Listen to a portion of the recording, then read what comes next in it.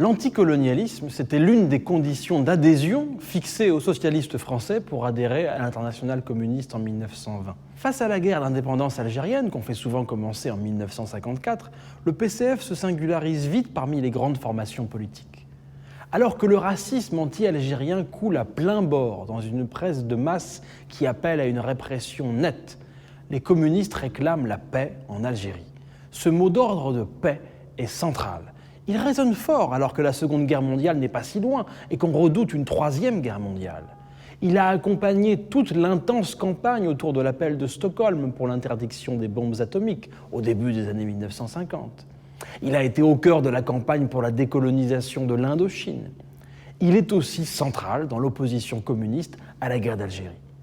Cependant, la paix ne paraît envisageable qu'à une condition que présente clairement cette affiche de 1957, la reconnaissance du droit à l'indépendance du peuple algérien. Les communistes sont toutefois en difficulté face à cette guerre.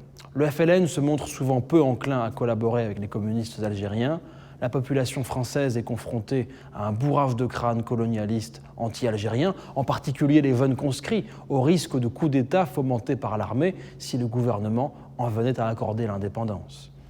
Les socialistes, avec lesquels les communistes tentent de se rapprocher pour quitter l'isolement radical dans lequel la guerre froide les a plongés, ils votent en ce sens les pouvoirs spéciaux à Guy Mollet, ne sont vraiment pas décidés à reconnaître cette indépendance et envoient même le contingent en 1956.